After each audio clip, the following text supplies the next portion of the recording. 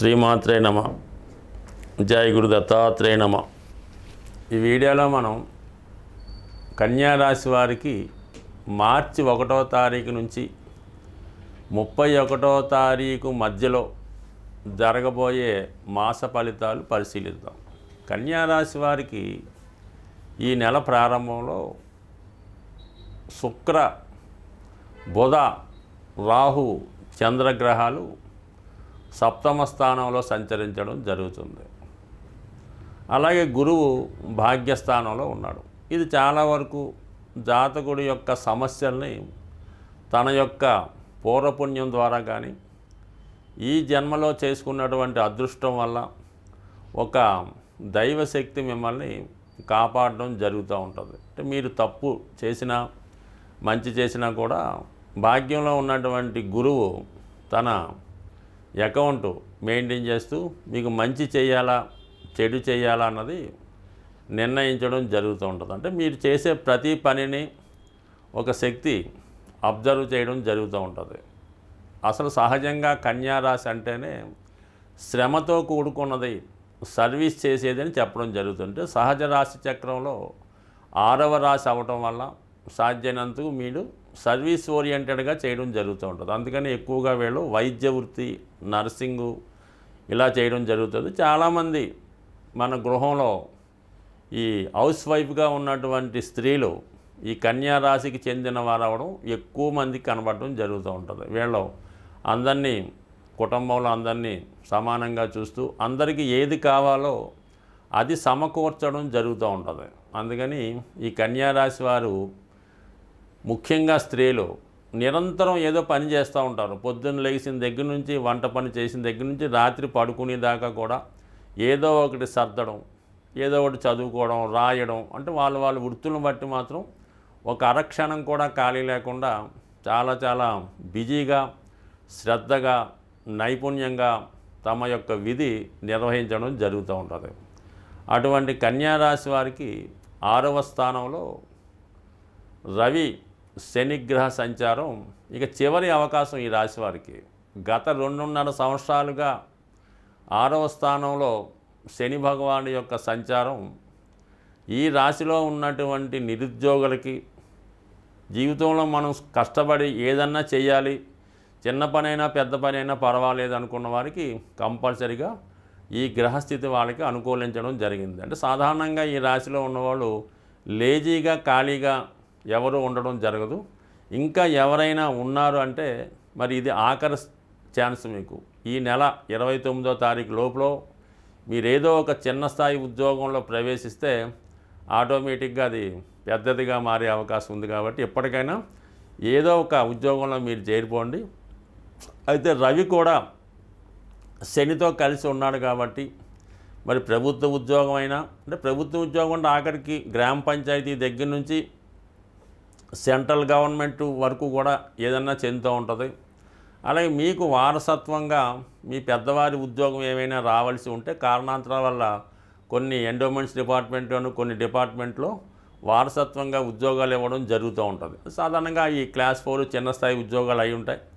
ఏదో కారణాంతరాల వల్ల మీ పెద్దవారు, మీరు వాళ్ళకి ఏదో పదవీ విరమణ ఖచ్చితంగా చేయటం వల్ల కానీ, మధ్యలో ఏదో ఇబ్బంది జరగడం వల్ల ఆ ఉద్యోగం కూడా ఈ సమయంలో మీకు రావచ్చు. ఎందుకంటే ప్రభుత్వ అవకాశం ఉన్న వాళ్ళకి ఈ విధంగా ఉద్యోగంలో ప్రవేశించడం మంచిది. ఎట్టి పరిస్థితుల్లో ఎస్పెషల్లీ ఈ కన్యా రాశి వారు ఈ నెలాఖరులో, అంటే మార్చి నెలాఖరు లోపల ఉద్యోగంలో ప్రవేశించకపోతే దాని తర్వాత చాలా కష్టపడవలసి ఉంటుంది.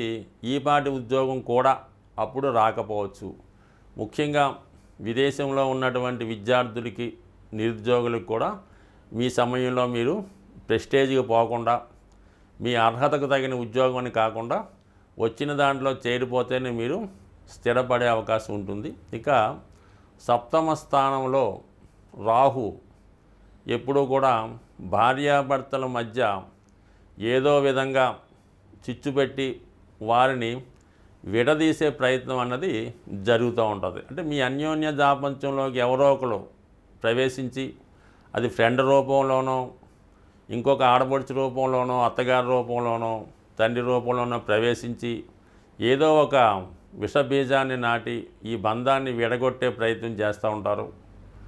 అది చాలా వరకు మీరు ఆలోచించండి.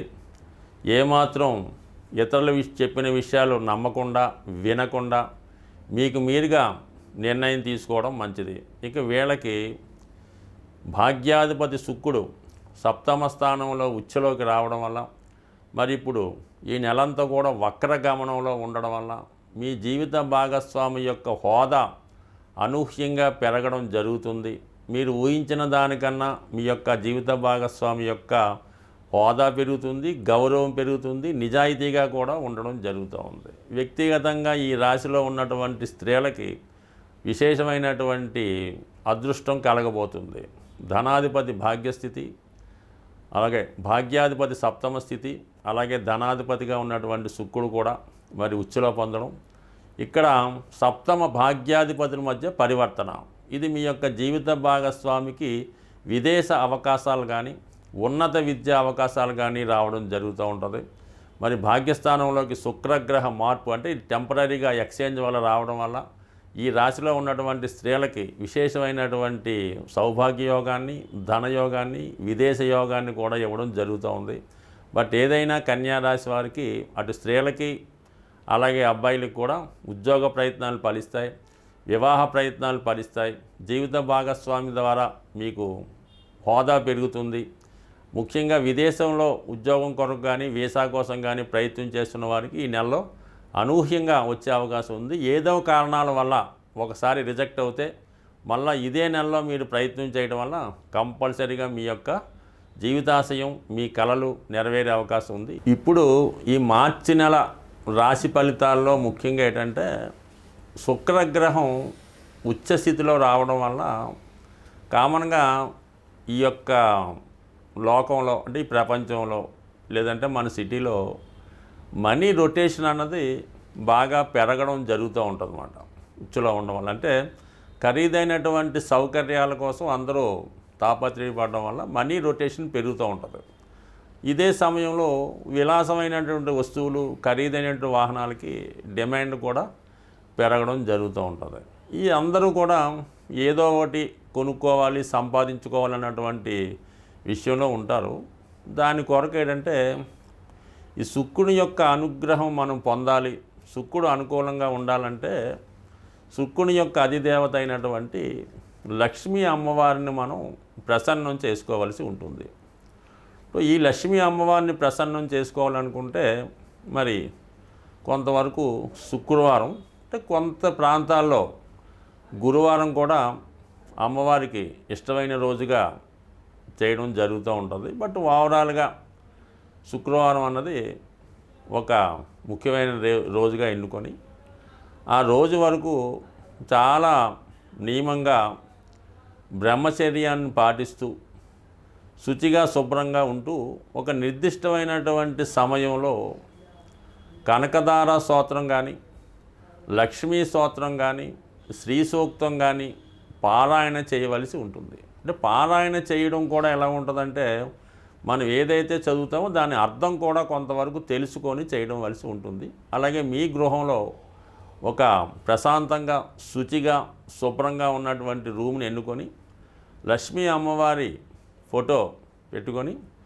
ఎరుపు రంగు పూలతో అమ్మవారిని అలంకరించి ఒక వెండి గ్లాసులో పాలు నైవేద్యంగా పెట్టి ఆ పాలలో ఏదో ఒక పటిక బెల్లం ఏదో వేసి తేనె కానీ వేసి లేదంటే అమ్మవారికి తేనె కూడా సమర్పించి ఆ ప్రసాదాన్ని మీరు మీ కుటుంబ సభ్యులు మాత్రమే తీసుకోవలసి ఉంటుంది.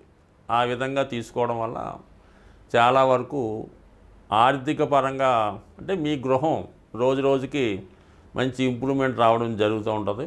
అలాగే కొంత అమ్మవారికి ఇష్టమైనటువంటి వస్తువులు సింపుల్గా ఉంటాయి, అంతే ఏమీ లేదు. తెలుపు రంగు గవ్వలు అంటే సముద్రంలో ఉండే గవ్వలు ఒక 11 తీసుకొని ఆ 11 కూడా ఒక మంచి పసుపు రంగు వస్త్రంలో మూటగా కట్టి మీ యొక్క క్యాష్ బాక్స్లో పెట్టుకోండి. లేదంటే గోమతి చక్రాలు ఈ రౌండ్గా ఉంటూ మరి వాటి మీద ఈ యాంగిల్లో క్లాక్ వైజ్లో సింబల్ అలాగా ఉంటుంది. అవన్నీ సరే ఒక 11 తీసుకొని మీ యొక్క వ్యాపార సంస్థలో పెట్టుకోవాల్సి ఉంటుంది. ఈ విధంగా చేసుకోవడం వల్ల సాధ్యమైనంత వరకు మీకు ధనయోగం కలవాలంటే శుక్రవారం రోజు పులుపు అన్నది నిషేధించడం మంచిది. అంటే పులుపుతో చేసిన వస్తువులు అవి తినకుండా మీరు ఆ రోజు నియమంగా ఉండడం వల్ల చాలా వరకు అభివృద్ధి అవకాశం ఉంది. బట్ అలాగే మీ గృహంలో ఒక కలశం, అంటే చెంబు, కొన్ని ప్రాంతాల్లో కలశం అంటారు, అది రాగితో తయారు చేయనటువంటి కలశాన్ని తీసుకొని దాని నిండా సమృద్ధిగా శుభ్రమైనటువంటి వాటర్ వేసి అందులో కొద్దిగా పసుపు ఉంచి, వీలైతే పీచుతో ఉన్నటువంటి కొబ్బరికాయ ఒకటి ఆ కలశం మీద ఉంచి ఇంచుమించుగా వారం అంతా కూడా దాన్ని జాగ్రత్తగా ఉంచి మళ్ళీ నెక్స్ట్ వీక్ కొత్తది పెట్టుకోవడం వల్ల అది ధనాకర్షణ యంత్రంగా మారి మీ యొక్క వ్యాపార సంస్థను కానీ మీ గృహాన్ని కానీ చాలా వరకు ముందుకు తీసుకెళ్తుంది. అయితే ఇటువంటి కలశం పెట్టుకున్నప్పుడు అపవిత్రమైనటువంటి కార్యక్రమాలు ఏమీ కూడా జరగకూడదు. అంటే సిగరెట్ కాల్చడం, ఇంకో మందు తాగడం, లేదంటే ఇంకొక శృంగారం చేయడం, ఇవన్నీ కూడా అంటే ఏదైతే అమ్మవారికి ఇష్టమైతే ఉండదో అవన్నీ నిషేధిస్తూ నిరంతరం ఏదో ఒక సుగంధం, అంటే అగరబత్తి అవ్వచ్చు, పచ్చకర్పూరం చల్లవచ్చు, ఏదంటే ఆ వాసన అంటే మంచి ఫ్రాగ్రెన్స్ ఉన్న ప్రదేశం అంతా ఉండడం వల్ల కంపల్సరిగా మీకు ఆ పాజిటివ్ వైబ్రేషన్స్తో చాలా మంచి, అంటే మీరు ఆ యొక్క యంత్రాన్ని, ఆ యొక్క కలశాన్ని ఎంత పవిత్రంగా చూసుకుంటే అంత సక్సెస్ మీకు రావడం జరుగుతూ ఉంటుంది. ఎక్కువగా మాత్రం ఎప్పుడూ కూడా ఏదో ఒక అగరబత్తి కానీ సువాసన వెదజల్లి అనేక రకాలు పెర్ఫ్యూమ్స్ అవి వస్తున్నాయి కదా, అవి ఎక్కువ వాడడం వల్ల మంచి జరుగుతుంటుంది. అంటే చాలా వరకు అంటే వ్యక్తిగతంగా మీరు కూడా పరిశుభ్రంగా, అంటే కామన్గా రోజుకి 2 సార్లు స్నానం చేస్తూ ఎక్కువగా స్ప్రేలు సెంట్లు వాడటం వల్ల అంటే ఒక ఐడెంటిటీ, ఒక శుచి శుభ్రత మీలో కూడా ఉండడం వల్ల కామన్గా అక్కడ అమ్మవారి స్థిర నివాసం ఏర్పడి ఉండడం జరుగుతుంది. స్వస్తి.